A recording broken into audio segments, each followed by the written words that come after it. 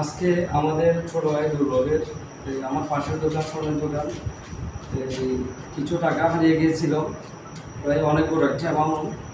তো এই টাকাগুলা প্রায় রাত 12টার দিকে হারিয়ে গিয়েছিল। হারিয়ে যাওয়ার পরে তো আমরা অনেক খোঁজাখুঁজি করার পরে অনেক ভিডিও ফুটেজ বিভিন্ন দোকান থেকে বিভিন্ন অফিস থেকে ভিডিও ফুটেজ বের করার পরে কিছু বের করছি, আর কিছু রাত হয়ে যাওয়ার কারণে আমরা বের করতে পারিনি।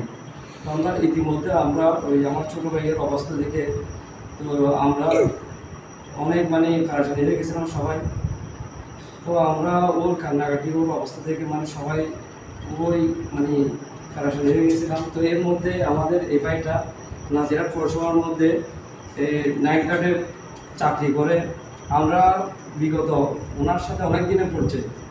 তো উনি আমাদেরকে দেখে খোঁজাখুঁজি করার কারণে আমাদের অবস্থা দেখে আমাদেরকে এসে জিজ্ঞেস করতেছে, আপনারা টেনশন করেন না, এই টাকাগুলো আমার কাছে আছে, হেফাজতে আছে, আমি আপনাদেরকে এই টাকাগুলো দিয়ে দিব।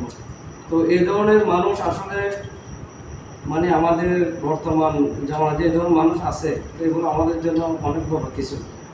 তো চাইলে ও টাকাগুলো কি লুকায় ফেলতে পারতো, ও কিন্তু টাকাগুলো লুকাই নাই। তো ও গরিব মানুষ, ওর এই টাকা দিয়েও অনেক কিছু করতে পারতো, কিন্তু ও টাকাগুলো নিয়ে নেয়, ও হেফাজতে রাখছে এবং আমানতে রাখছে।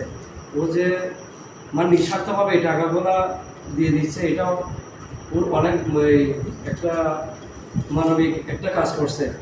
তো আমরা এই জন্য ওকে ধন্যবাদ জানাই।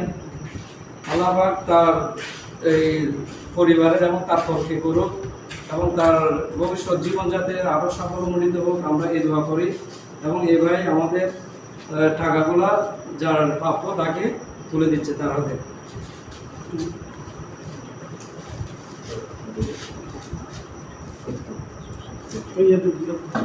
টিয়া বেগম বুঝে পাই না, টিয়া বেগম বুঝি পাইন না, বরাবর বুঝে পাই না, যারা তা বুঝে পাই না, ও টিয়া বেগম বুঝি পাইন না ভাইজান।